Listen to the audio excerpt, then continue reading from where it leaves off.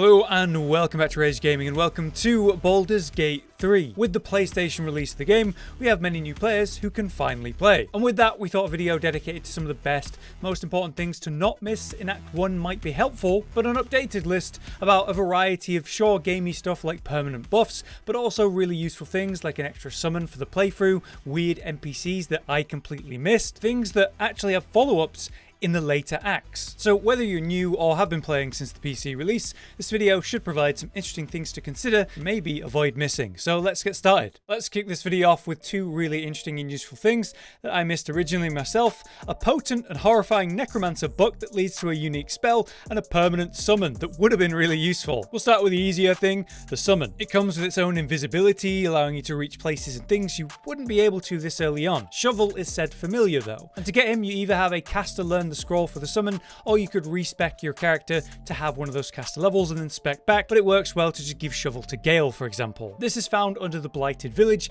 by entering the apothecary cellar, revealing the hidden lever behind the boxes in there to progress into a grassy area with some caskets. Within is a scroll found in one of these caskets, and at that point make sure to save just in case you make any wrong options. Have your Sorcerer, Warlock or Wizard of the group use the scroll and talk to the Shovel. You could respec your character to any of those three just for this and then respec back. If you want Shovel to be yours on whatever character you're using, use the dialogue options in this order. Basically choose the first option 6 times, the second option on the 7th choice, and then the first option again on the 8th choice. Basically all you need to be doing is choosing the first option unless option 1 says no, we won't allow you to do that, at which point just choose option 2. After that you should cause Shovel to say go talk to the mirror. He's referring to the large mirror in this room that has a challenge to actually bypass it. To beat the mirror, you'll need to state your name, say you're an ally of the master, say the line that's referencing Foul Lich, and answer the following question with Clean a Wound. Then you'll get inside the following room. Once inside,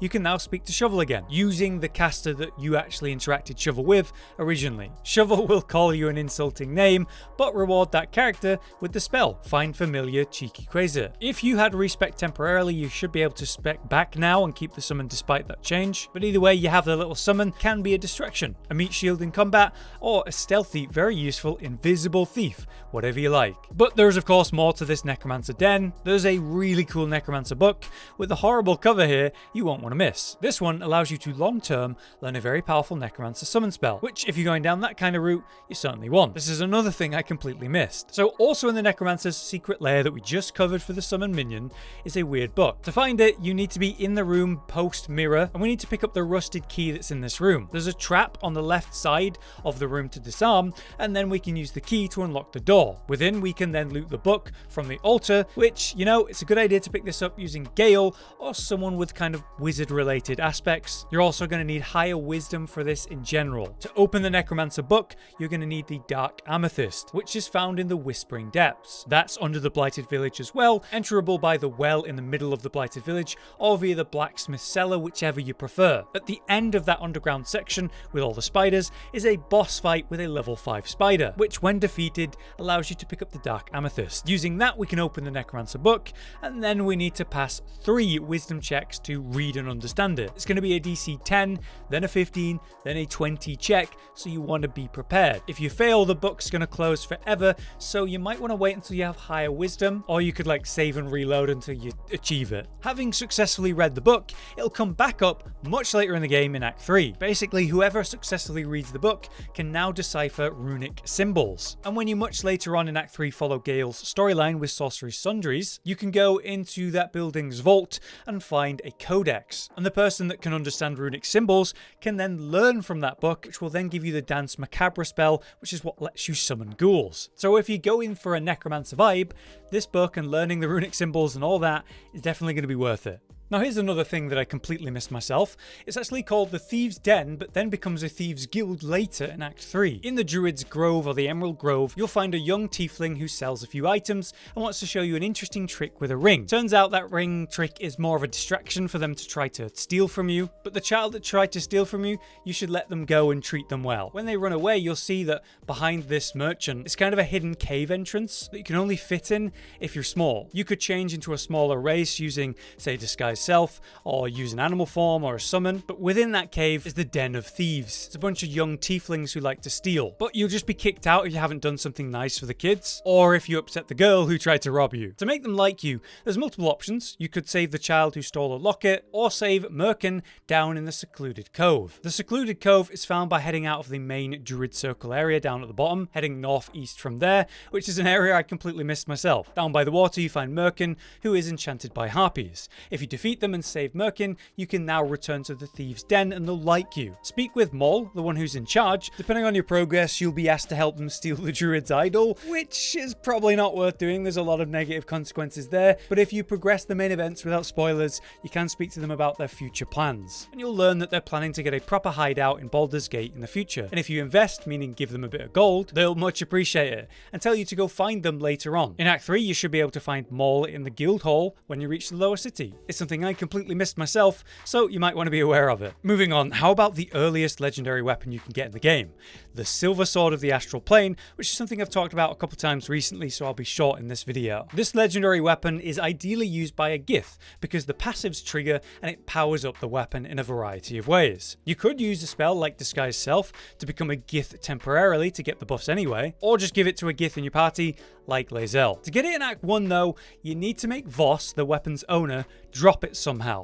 And I like the simple disarm attack that fighters such as Lae'zel can use. But we'll need to sneak up behind Voss, meaning we need an invisibility potion, which you can get in a few ways in Act 1, like buying it from the merchant found in the Goblin Camp. Either way, sneak up behind Voss with the invisibility, which you'll find at the meeting point at the northwestern point of the wilderness. So while behind him, you want to use a disarm attack or whatever method you're using to disarm. Then instantly use the turn-based mode before he can actually react to prevent him from picking it up. Then a conversation will trigger, which ends with combat, and Voss leaves, of course, which he does so without actually picking up his sword, so it's just on the ground and you can pick it up. You can either escape the following combat, or just let the character that did this die and revive them via withers in the camp. So if you want this legendary sword in Act 1, that's how. Otherwise, you're going to have to wait until much later in Act 3, depending on your choices.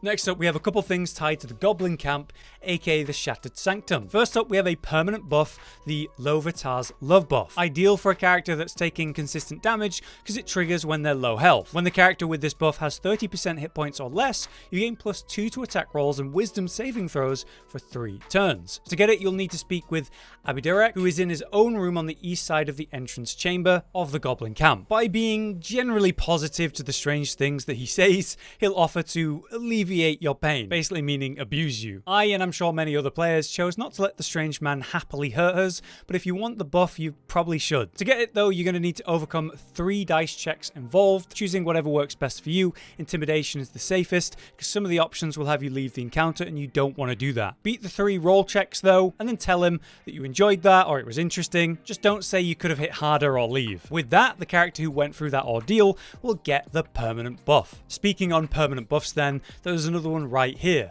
like the ability to see invisible creatures within a short range from you forever. Anything you detect will have to roll a dex saving throw or be exposed, and let me tell you, that is really useful in both Act 2 and 3, where invisible enemies start to pop up. All you need to do is save Volo, who is imprisoned right next to where we just met the Abhidurek character, also on the east side of the entrance chamber of the Goblin Camp. We have to convince the goblin who is holding Volo prisoner to free him. Through intimidation or otherwise, save Volo and tell him to go to your camp. Then just go meet him in your camp and tell him about the illithid that's in your head, and he'll offer to remove it for you. Through that process, he will actually remove one of your eyes. And if you're pretty upset with him, which to be fair, who wouldn't be, he will give you a new eye, which provides you with that permanent ability to spot close, invisible enemies. Pretty simple and straightforward, you just have to give up an eye, but it's well worth it if you're okay with that concept. What about another permanent buff that you won't want to miss that you can get in Act 1? This is tied to Auntie Ethel, the Hag of the Swamp in the south. Solving that whole situation is really fun and rewarding in general, can get this permanent buff that personally I missed. For new players, in short,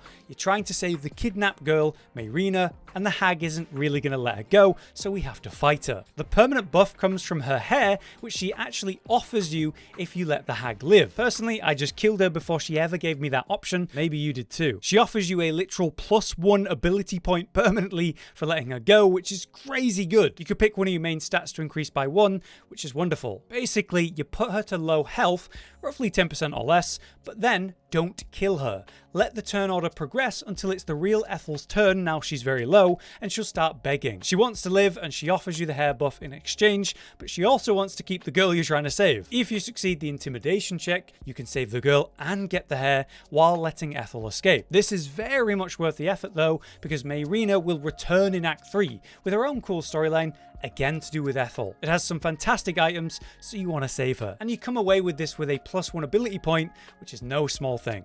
Finally, there's one last permanent buff I want to highlight in Act 1, which can be found later than the rest in the Underdark. The Strange NPC booal is one I personally missed. The only minor issue here is the buff that you get requires a true companion permanent sacrifice. Like you have to give up someone such as Lae'zel forever to get the buff, which is certainly not worth it to many people. However, you can also get a weapon from him or other rewards, so it's worth coming here and doing this anyway. From the Underdark beach waypoint, within the Underdark, head east to the orange sort of fungal area that has torch stalks you'll want to attack from range so they don't blow you up. And on the east side of this orange area is a little entrance that leads down via this cragged rock you can climb down. Here you have this strange NPC booal, who wants to give you a permanent buff, Baal's benediction, but that means sacrificing someone, one of your companions. If you're willing, you'll get advantage on attack rolls against any bleeding creatures, which is a very strong perk if you're using that. Alternatively, you could get a blue quality weapon by instead persuading Booal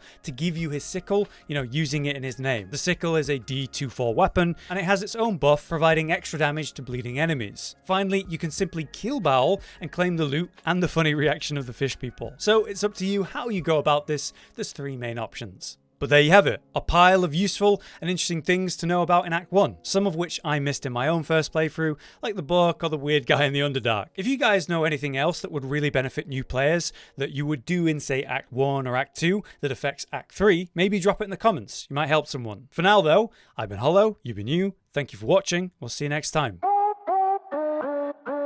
Josh, Cotton, and Hollow with the videos, dropping the humor like a hammer on your tippy toes, bringing entertainment on a daily arrangement to take our insanity and turn it into entertainment. Yes, I said entertainment twice, to reiterate that it is nice to look into your faces on a mostly daily basis when you let us in your homes to make the whole world a stage.